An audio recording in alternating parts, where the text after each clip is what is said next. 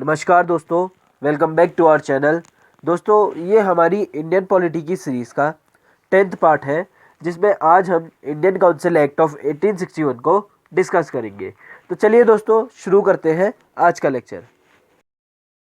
दोस्तों, इस Indian council act of 1861 को जो पास किया गया था, वो पास किया गया था ब्रिटिश पार्लियामेंट के द्वारा ऑन 1 अगस्त 1861 को। तो दोस्तों, जैसा कि हमें पता है कि इंडिया में ईस्ट इंडिया कंपनी रूल कर रही थी, लेकिन दोस्तों रेगुलेटिंग एक्ट ऑफ 1773 के बाद से ही ब्रिटिश पार्लियामेंट ने ईस्ट इंडिया कंपनी की एक्टिविटीज़ को ज़्यादा से ज़्यादा कंट्रोल करना स्टार्ट कर दिया था।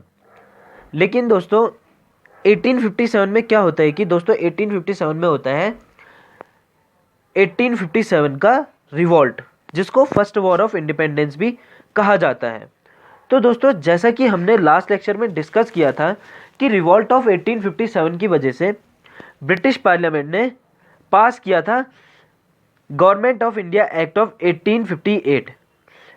तो दोस्तों, इस government of India act of 1858 के थ्रू क्या किया कि ईस्ट इंडिया कंपनी को ख़त्म कर दिया और यहाँ से ब्रिटिश गवर्नमेंट ने या ब्रिटिश क्राउन ने खुद ही इंडिया में डायरेक्ट रूल स्टार्ट कर दिया।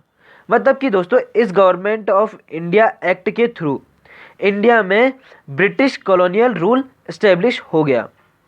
तो दोस्तों, यहाँ से एक क्वेश्चन उठता है कि जब ब्रिटिश पार्लियामेंट ने 1858 में government of India act of 1858 को पास कर चुकी है, तो ऐसी क्या वजह हुई या ऐसा क्या रीज़न हुए कि ब्रिटिश पार्लियामेंट को 2 साल के बाद एक और एक्ट पास करना पड़ा या इंडियन काउंसिल एक्ट ऑफ 1861 को पास करना पड़ा।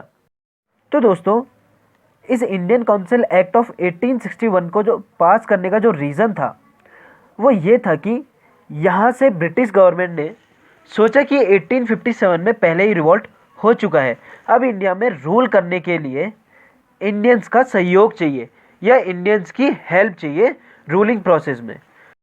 तो दोस्तों, इसीलिए ब्रिटिश गवर्नमेंट के द्वारा इस इंडियन काउंसिल एक्ट ऑफ 1861 को पास किया गया। दोस्तों, इस इंडियन काउंसिल एक्ट ऑफ 1861 के थ्रू जो सबसे पहली चीज़ हुई वो ये हुई कि ब्रिटिश गवर्नमेंट के द्वारा जो रिप्रेजेंटेशन मिली इंडियंस को, वो मिली लॉ मेकिंग प्रोसेस में, मतलब कि लेजिस्लेटिव काउंसिल में। और दोस्तों, इस इंडियन काउंसिल एक्ट ऑफ 1861 के थ्रू इंडियंस को भी शामिल किया गया वाइसरॉय ऑफ इंडिया के ऑफिस में as a non official member. मतलब कि दोस्तों, जो काउंसिल है उसको एक्सपेंड करो। तो दोस्तों, 1862 में लॉर्ड कैनिंग, जो कि वाइसरॉय ऑफ इंडिया थे, इन्होंने 3 लोगों को नॉमिनेट किया इंडिया के, जो कि वाइसरॉय ऑफ इंडिया की काउंसिल में नॉन ऑफिशियल मेंबर्स होंगे। तो दोस्तों, जो 3 मेंबर थे जिनको लॉर्ड कैनिंग ने नॉमिनेट किया था, वो थे राजा ऑफ बनारस, महाराजा ऑफ पटियाला और सर दिनकर राव। इनको नॉमिनेट किया गया लॉर्ड कैनिंग के द्वारा non official as a non official member. दोस्तों, जैसा कि हमने रेगुलेटिंग एक्ट ऑफ 1773 में डिस्कस किया था कि यहाँ से डिसेंट्रलाइज्ड पावर को सेंट्रलाइज्ड किया जाने लगा था। जैसे कि मद्रास और बॉम्बे प्रेसिडेंसी को सबऑर्डिनेट बना दिया गया था गवर्नर जनरल ऑफ बंगाल के। तो दोस्तों, इस इंडियन काउंसिल एक्ट के थ्रू ब्रिटिश गवर्नमेंट ने कई सारी लेजिस्लेटिव पावर दी मद्रास और बॉम्बे प्रेसिडेंसीज को। अच्छा दोस्तों, ये लेजिस्लेटिव पावर दी क्यों गई बॉम्बे और मद्रास प्रेसिडेंसीज को? दोस्तों, ये पावर्स दी गई या ये लेजिस्लेटिव पावर को जो डिसेंट्रलाइज किया ब्रिटिश गवर्नमेंट ने, ये किया ताकि अच्छी तरीके से रूल कर सकें, इसलिए ये लेजिस्लेटिव पावर्स को डिसेंट्रलाइज किया। ये इन लेजिस्लेटिव पावर्स को दिया बॉम्बे और मद्रास प्रेसिडेंसीज को।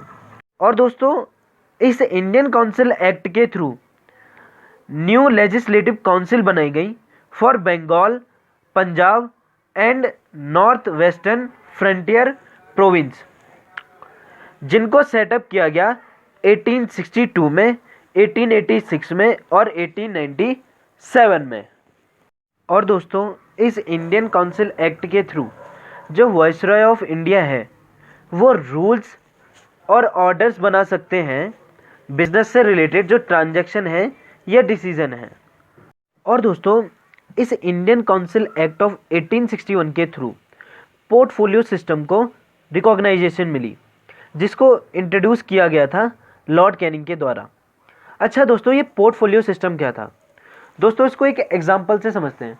दोस्तों जैसे कि एक कंपनी है, उसमें बहुत सारे डिपार्टमेंट होते हैं और हर एक डिपार्टमेंट का एक हेड बनाया जाता है जो अपने डिपार्टमेंट से रिलेटेड डिसीजन ले सकता है। मतलब कि दोस्तों किसी एक मेंबर को किसी एक डिपार्टमेंट या उससे ज़्यादा डिपार्टमेंट का चार्ज दे दिया जाएगा और वो member on behalf of executive council अपने डिपार्टमेंट के से रिलेटेड कुछ डिसीजन ले सकता है।